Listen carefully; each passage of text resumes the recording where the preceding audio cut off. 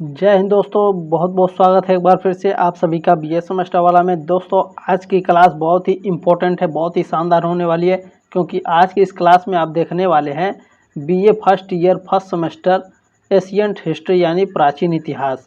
प्राचीन इतिहास में दोस्तों BA first year first semester का न्यू बैच आप लोगों का स्टार्ट हो गया है। एग्ज़ाम 2024, 25, 26, 27, 28, ठीक है। जब भी आप इस क्लास को देखेंगे आपके लिए यह लाभदायक सिद्ध होगी, ठीक है। पेपर का नाम है दोस्तों early civilisation of India and world, Bharat एवं विश्व की प्रारंभिक सभ्यता। ये आपको प्राचीन इतिहास में पढ़ना है, ठीक है। चलें, आपका ये क्लास 2 है। इसके पहले मैंने एक क्लास करा दिया है, डिस्क्रिप्शन बॉक्स में प्लेलिस्ट का लिंक है। लिखित मॉडल पेपर मैंने सॉल्व कराया है, ठीक है। तो जिनका लिखित एग्जाम होगा भैया वो जा करके आराम से देख लेंगे, ठीक है। क्योंकि इस क्लास में हम लोग कवर करने वाले हैं top 60 most important MCQ question answer with important की पॉइंट्स, ठीक है। चले ध्यान रखेंगे, बहुत ही शानदार क्लास होने वाली है। एमसीक्यू क्वेश्चन आज हम लोग कवर करेंगे। यदि आप इस विश्वविद्यालय में पढ़ रहे हैं या फिर इस विश्वविद्यालय से संबंधित विश्वविद्यालय में पढ़ रहे हैं, भारत के किसी भी यूनिवर्सिटी में है, यदि आपका सिलेबस और सब्जेक्ट सेम है तो आप इस क्लास को अटेंड कर सकते हैं, ठीक है। चिंता करने की बिल्कुल भी आवश्यकता नहीं है। चलें स्टार्ट करते हैं साथियों, देखते हैं इसमें पहला प्रश्न आपका क्या पूछा गया है। भारत में यवन आक्रमण का साक्ष्य है, पुराण है, गार्गी संहिता है, रामायण है या मनुस्मृति है। इन किस पुस्तकों में भारत में यवन आक्रमण का साक्ष्य है?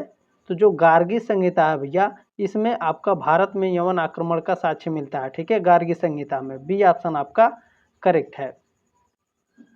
प्रश्न नंबर 2 आपका पूछा गया है, प्रभावती गुप्ता पुत्री थी, किसकी पुत्री थी? चंद्रगुप्त द्वितीय की पुत्री थी। बी ऑप्शन आपका राइट है। चलें आगे बढ़ते हैं, अगला प्रश्न देखते हैं आपका क्या है। प्रश्न नंबर 3 आपका पूछा गया है, गुप्त काल में युद्ध एवं शांति मंत्री जाना जाता था, तो संधि विग्रही के नाम से जाना जाता था। बी ऑप्शन आपका राइट है। चले इसमें चौथा प्रश्न आपका पूछा गया है, संस्कृत राजभाषा थी मौर्यों की, गुप्तों की, नंदों की या फिर कुषाणों की। किसकी भैया संस्कृत राजभाषा थी बताइए? बिल्कुल, जो गुप्त राजवंश थी इनकी भाषा संस्कृत भाषा थी। बी ऑप्शन आपका राइट है। प्रश्न नंबर 5 आपका इसमें पूछा गया है, कुषाण मूलतः कहाँ के निवासी थे? तो जो कुषाण थे ये मूलतः चीन के निवासी थे, ठीक है। की पॉइंट्स में आपको दिया गया है, ध्यान रखेंगे, की पॉइंट्स मिस नहीं करना है, इससे कई सारे प्रश्न आपके एग्जाम में आएंगे, ठीक है। कुषाण यूची कबीले की एक शाखा से संबंधित थे। वे प्रारंभ में तिब्बत के उत्तर पश्चिम में टकला माकन रेगिस्तान के कांसू और निंग समुद्री सीमा क्षेत्र में निवास करते थे, ठीक है। अगर आप लोग पीडीएफ पाना चाहते हैं तो क्या करेंगे, टेलीग्राम ग्रुप का लिंक दिया गया डिस्क्रिप्शन बॉक्स में, ज्वाइन कर लीजिएगा, ठीक है। आपको वीडियो के ठीक नीचे पीडीएफ मिलेगा, वहां से आप डाउनलोड कर सकते हैं, ठीक है। चले इसमें छठवां प्रश्न आपका पूछा गया, निम्नलिखित शासकों में से कौन भारतीय नेपोलियन कहा जाता है? तो इसमें जो आपके समुद्रगुप्त हैं, समुद्रगुप्त को भारतीय नेपोलियन कहा जाता है। बी ऑप्शन आपका राइट है। प्रश्न नंबर 7 आपका इसमें पूछा गया है, मुद्रा राक्षस का लेखक कौन है?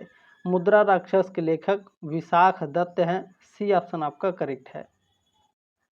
प्रश्न नंबर 8 आपका इसमें पूछा गया है, राज तरंगिणी के लेखक कौन थे? ये सारे प्रश्न हर साल पूछे जाते हैं बाबू, ध्यान रखेंगे, ठीक है, बहुत ही इंपॉर्टेंट है।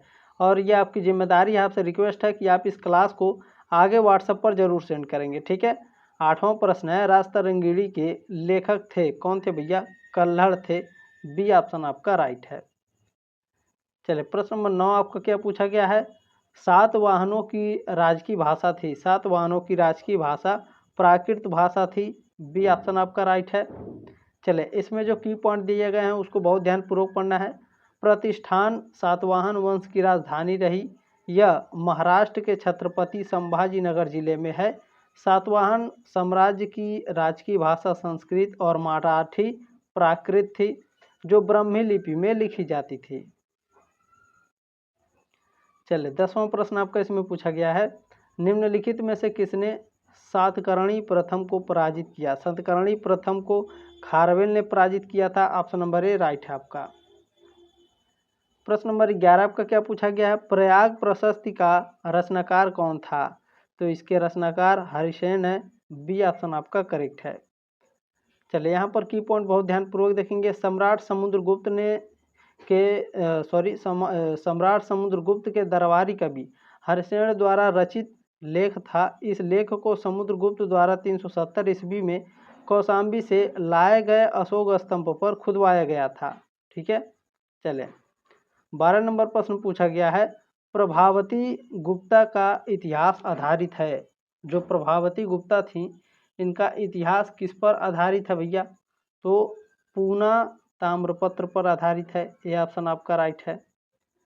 चलिए प्रश्न नंबर 13 आपका पूछा गया है, देवी चंद्रगुप्तम का लेखक कौन था? देवी चंद्रगुप्तम का लेखक विशाखदत्त था। डी ऑप्शन आपका राइट है।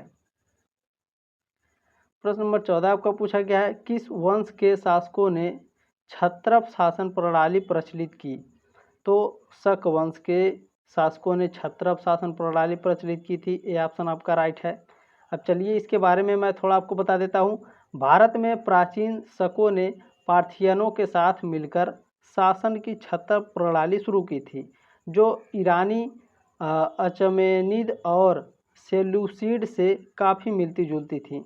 इस प्रणाली के तहत राज्य को प्रांतों में विभाजित किया गया था, जिनमें से प्रत्येक सैन्य गवर्नर महाक्षत्रप यानी महान क्षत्रप के अधीन था। प्रश्न नंबर 15 आपका पूछा गया, किस राजा ने महेश्वर की उपाधि धारण की थी? कनिष्क ने, होविस्क ने, वासुदेव ने या भीम कडफिसेस ने? बताइए। बिल्कुल भीम कडफिसेस ने राजा महेश्वर की उपाधि धारण की थी। डी ऑप्शन आपका राइट है। डी ऑप्शन राइट है भैया। प्रश्न नंबर 16 आपका पूछा गया है, सोने की मुद्रा किसने पहली बार चलाई? बहुत ही इंपॉर्टेंट पॉइंट है। भीम कडफिसेस ने सोने की मुद्रा सर्वप्रथम चलाई थी। ये ऑप्शन आपका राइट है। प्रश्न नंबर 17 आपका पूछा गया है, इनमें से कौन महाक्षत्रप था? तो साथियों जो आपके रुद्रदामा जी हैं ये महाक्षत्रप थे। ये ऑप्शन आपका राइट है। प्रश्न नंबर 18 आपका इसमें पूछा गया है, कुमार देवी रानी थी। तो कुमार देवी चंद्रगुप्त प्रथम की रानी थी। बी ऑप्शन आपका राइट है 18 का। प्रश्न नंबर 19 आपका क्या पूछा गया है, उस गुप्त शासक का नाम बताइए। ठीक है, शासक का नाम बताइए या शासक नाम बताइए। यहाँ पर क्या होना चाहिए था, टाइपिंग में गलती हुई। ठीक है, उस गुप्त शासक का नाम बताइए जिसने सर्वप्रथम चांदी के सिक्के चलाए। तो चंद्रगुप्त द्वितीय ने सर्वप्रथम चांदी के सिक्के चलाए थे। बी ऑप्शन आपका करेक्ट है। प्रश्न नंबर 20 आपका पूछा गया है, गुप्त राजवंश का अंतिम शासक कौन था? गुप्त राजवंश का अंतिम शासक कुमार गुप्त तृतीय था। डी ऑप्शन आपका करेक्ट है। प्रश्न नंबर आपका 21 पूछा गया है भैया, गुप्त अभिलेखों में किसे लिच्छवी दौहित्र कहा गया है? तो समुद्रगुप्त को कहा गया है। बी ऑप्शन आपका राइट है। अच्छा ध्यान देंगे इसमें, लिच्छवी दौहित्र महाराजाधिराज समुद्रगुप्त को महाराज गुप्त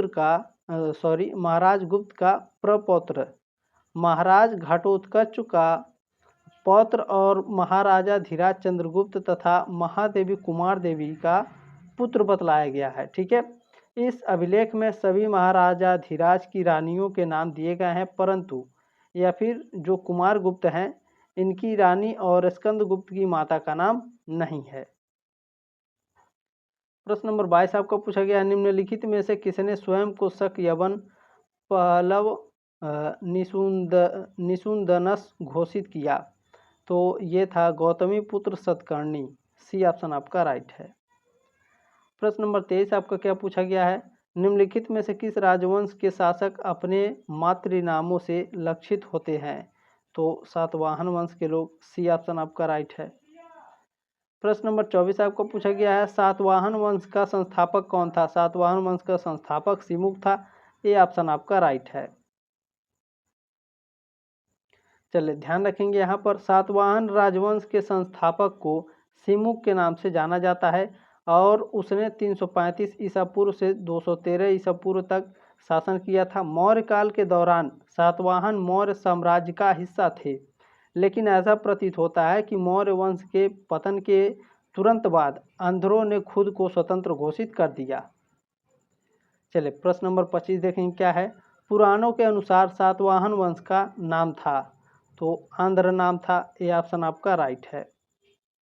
चलिए ध्यान रखेंगे यहाँ पर की पॉइंट से, पुराणों ने इस वंश के संस्थापक सिमुक को आंध्र भृत्य तथा आंध्र जातीय कहा गया है, जबकि अपने अभिलेखों में इस वंश के राजाओं ने अपने को सातवाहन कहा है।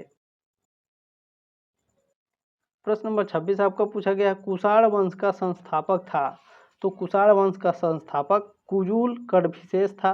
बी ऑप्शन आपका राइट है। यहाँ पर ध्यान देंगे, यहाँ पर की पॉइंट दिया गया है, कुषाण वंश के संस्थापक कुजुल कड़भिसेस था। कुछ इतिहासकार इस वंश को चीन से आए यूची और युएझी लोगों के मूल का मानते हैं। सम्राट कनिष्क भारत में आकर यहाँ की बौद्ध संस्कृति का हिस्सा बन गए। भारत में सर्वप्रथम भगवान बुद्ध की मूर्तियों का निर्माण कुषाण काल में ही हुआ। इसमें गांधार व मथुरा शिल्पकला का उदय कुषाण काल में ही हुआ।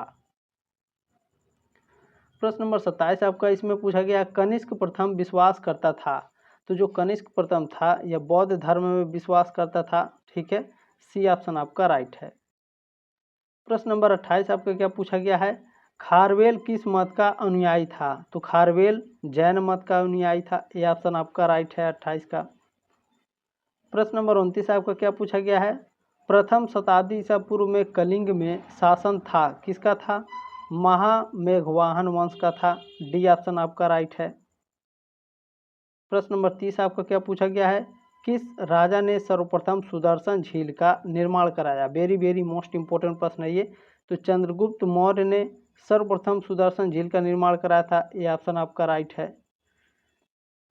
चलिए यहाँ पर ध्यान देंगे रुद्रदामन के जूनागढ़ अभिलेख 150 ईस्वी से हमें ज्ञात होता है कि सुदर्शन झील का निर्माण चंद्रगुप्त मौर्य के सामंत पुष्यगुप्त ने कराया था। इसमें प्रश्न नंबर 31 पूछा गया है शक संवत का संस्थापक था। शक संवत का संस्थापक कनिष्क था। बी ऑप्शन आपका राइट है। यहाँ ध्यान देंगे कनिष्क ने 78 ईस्वी में शक संवत की शुरुआत की, जिसका उपयोग भारत सरकार द्वारा किया जाता है। ठीक है, प्रेजेंट टाइम में भी 78 ईसा पूर्व में। चलें आगे बढ़ते हैं। प्रश्न नंबर 32 क्या पूछा गया है खारवेल के इतिहास का मुख्य स्रोत है। खारवेल के इतिहास का मुख्य स्रोत है क्या है भैया बताइए आप सभी लोग। बिल्कुल हाथी गुम्फा अभिलेख है। सी ऑप्शन आपका करेक्ट है। प्रश्न नंबर 33 आपको क्या पूछा गया है सिकंदर के आक्रमण के समय तक्षशिला का शासक कौन था। तो यह आम्भी था। बी ऑप्शन आपका राइट है। प्रश्न नंबर आपको 34 पूछा गया है पुरुषपुर राजधानी थी। तो पुरुषपुर राजधानी कुषाणों की थी। डी ऑप्शन आपका राइट है। चलिए यहाँ पर ध्यान देंगे आप लोग पुरुषपुर यानी आधुनिक पेशावर। ठीक है, पुरुषपुर ये आधुनिक पेशावर में है तथा तक्षशिला इसकी राजधानी थी। ठीक है, पुरुषपुर की राजधानी तक्षशिला थी। ठीक है, इसका अस्तित्व 600 ईसा पूर्व से 11वीं सदी तक रहा। कुषाण शासकों के दौरान यहाँ बौद्ध धर्म बहुत फला फूला, पर बाद में मुस्लिम आक्रमण के कारण इसका पतन हो गया। पुरुषपुर को भी पहले पौरुषपुर कहते थे।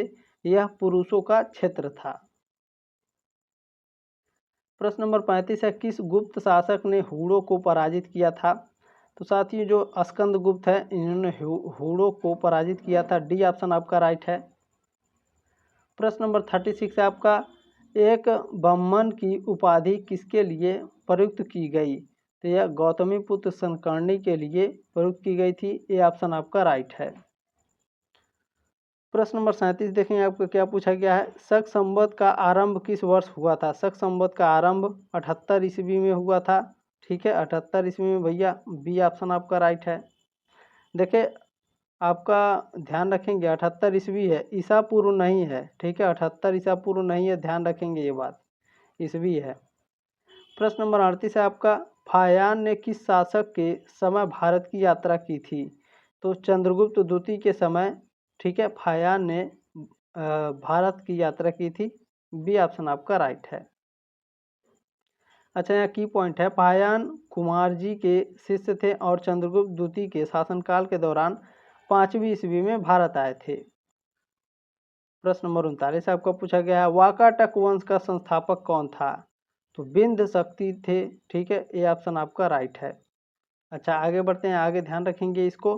बिंद शक्ति 3री शताब्दी में वाकाटक वंश का संस्थापक था। वाकाटक साम्राज्य भारतीय उपमहाद्वीप का एक राजवंश था जो कि दक्कन से 3री शताब्दी के मध्य में शुरू हुआ था। प्रश्न नंबर 40 है, मगध के किस शासक के उग्रसेन के रूप में जाना जाता था? तो महापद्मानंद को जाना जाता था। सी ऑप्शन आपका राइट है। प्रश्न नंबर 41 है, पृथ्वी सूक्त लिया गया है, तो जो पृथ्वी सूक्त है अथर्ववेद से लिया गया है। ये ऑप्शन आपका राइट है। ठीक है, चलें इसमें आगे देखिएगा, अथर्ववेद के 12वें कांड का प्रथम सूक्त पृथ्वी सूक्त है, जिसके कुल 63 मंत्र हैं। ठीक है, इसको इस तरह से ये 6 लिखा है। ठीक है, ये 6 लिखा है, ध्यान रखेंगे। और ये जो इस तरह से लिखा है ये 3 है। ठीक है, 63 मंत्र हैं। जो लोग प्राथमिक विद्यालय जो गांव में होता है, गांव में इसी तरह से आपको पढ़ाया जाता है। ठीक है, हिंदी में। इस सूक्त को पृथ्वी सूक्त, भूमि सूक्त तथा मातृ सूक्त भी कहा जाता है। प्रश्न नंबर 42 है आपका, गायत्री मंत्र का उल्लेख है किसमें है भैया बताइए? ऋग्वेद में गायत्री मंत्र का उल्लेख है। डी ऑप्शन राइट है। प्रश्न नंबर 43 है, वेदांत कहते हैं, तो वेदांत जो है साथियों उपनिषद को कहते हैं। बी ऑप्शन आपका राइट है। चलिए यहाँ ध्यान दीजिएगा, वेदांत ज्ञान योग का एक स्रोत है जो व्यक्ति को ज्ञान प्राप्ति की दिशा में उत्प्रेरित करता है। इसका मुख्य स्रोत उपनिषद है जो वेद ग्रंथों और वैदिक साहित्य का सार समझे जाते हैं। ठीक है, उपनिषद वैदिक साहित्य का अंतिम भाग है, इसलिए इसको वेदांत कहते हैं। ठीक है, उपनिषद क्या है? वैदिक साहित्य का अंतिम भाग है, इसलिए इसे वेदांत कहते हैं। प्रश्न नंबर 44 आपका पूछा गया, पुरंदर कहा गया है, पुरंदर इंद्र को कहा गया है। डी ऑप्शन आपका राइट है। प्रश्न नंबर 45 आपका पूछा गया है, युद्ध के देवता थे, तो साथियों जो इंद्र हैं ये युद्ध के देवता थे। सी ऑप्शन आपका राइट है। प्रश्न नंबर 46 आपका पूछा गया है, प्राचीनतम धर्मसूत्र है, तो जो गौतम है, ठीक है, यह प्राचीनतम धर्मसूत्र है। ये ऑप्शन आपका राइट है। प्रश्न नंबर 47 देखेंगे क्या पूछा गया है, वैदिक काल में रत्नी थे, वैदिक काल में रत्नी उच्च पदाधिकारी होते थे। डी ऑप्शन आपका राइट है। प्रश्न नंबर 48 आपको पूछा गया साथियों, बहुत ही इंपॉर्टेंट पॉइंट है, ध्यान रखेंगे। राजसूय यज्ञ का संबंध है, वेरी वेरी मोस्ट इंपॉर्टेंट है, आपके दैनिक जीवन में भी इसको कोई भी पूछ सकता है। ठीक है, राजसूय यज्ञ क्या है या इसका संबंध किससे था? तो जो क्षत्रिय होते थे ये राजसूय यज्ञ करते थे। ये ऑप्शन आपका राइट है। अब राजसूय यज्ञ क्या होता है चलिए आपको बता देते हैं। ठीक है, देखिए राजसूय यज्ञ वैदिक यज्ञ है जिसे कोई राजा चक्रवर्ती सम्राट बनने के लिए करते थे। मान्यता है कि यज्ञ से मनोकामना की पूर्ति होती है, धन प्राप्ति, कर्मों के प्रायश्चित, अनिष्ट को रोकने, दुर्भाग्य से मुक्ति, सौभाग्य की प्राप्ति, रोगों से मुक्ति आदि के लिए यज्ञ कराने का विधान है। ठीक है, चलें अब प्रश्न नंबर 49 पूछा गया है, गायत्री मंत्र के दृष्टा है, तो कौन है? विश्वामित्र है भैया। ठीक है, बी ऑप्शन आपका राइट है। प्रश्न नंबर 50 आपका पूछा गया है, रामायण का प्रमुख रस माना जाता है, रामायण का जो प्रमुख रस है करुण रस है। C option very very most important है, हर साल ये प्रश्न पूछा जाता है बाबू। ठीक है, ध्यान रखेंगे। चलिए प्रश्न नंबर 51 आपका पूछा गया है, चतुर्विंशति शास्त्री संहिता है, यह रामायण की संहिता है। बी ऑप्शन आपका राइट है। प्रश्न नंबर आपका 52 पूछा गया है, जय नाम से प्रसिद्ध है जातक, ब्राह्मण, रामायण या महाभारत? जय संहिता के नाम से कौन प्रसिद्ध है? महाभारत। ठीक है, डी ऑप्शन आपका राइट है। प्रश्न नंबर 53 पूछा गया है, भगवद गीता उद्धृत है, भगवद गीता भीष्म पर्व से उद्धृत है। सी ऑप्शन आपका राइट है, 53 का। चलिए प्रश्न नंबर 54 आपका पूछा गया है, रामायण में कौशल की राजधानी है, रामायण में कौशल की राजधानी अयोध्या है। ए ऑप्शन आपका राइट है। प्रश्न नंबर 55 पूछा गया, महाभारत कालीन हस्तिनापुर है, महाभारत कालीन हस्तिनापुर मेरठ उत्तर प्रदेश में स्थित है। सी ऑप्शन आपका राइट है। प्रश्न नंबर 50 आपका पूछा गया है, वैदिक कालीन विदत है, तो वैदिक कालीन विदत विद्वानों की परिषद होती थी। ए ऑप्शन आपका राइट है। प्रश्न नंबर 57 आपको पूछा गया दोस्तों, मेसोपोटामिया का अर्थ है, मेसोपोटामिया का अर्थ होता है दो नदियों के मध्य की भूमि। ठीक है, सी ऑप्शन आपका राइट है। प्रश्न नंबर 58 आपको पूछा गया, यूफ्रेटस नाम है, यूफ्रेटस नाम है किसका? फरात का। सी ऑप्शन आपका राइट है। प्रश्न नंबर आपका 59 पूछा गया, वर्तमान में मेसोपोटामिया है, वर्तमान में मेसोपोटामिया इराक में है। ए ऑप्शन आपका राइट है। प्रश्न नंबर 60 पूछा गया दोस्तों, वायुदेव एनलील संबंधित है, किससे संबंधित है? सुमेरिया से संबंधित है। ठीक है, सी ऑप्शन आपका राइट है। तो ये सारे question very very most important है, आपसे रिक्वेस्ट है कि आप इसे आगे जरूर शेयर करेंगे। जल्दी मिलते हैं आपके नेक्स्ट क्लास में, तब तक के लिए जय हिंद, वंदे मातरम।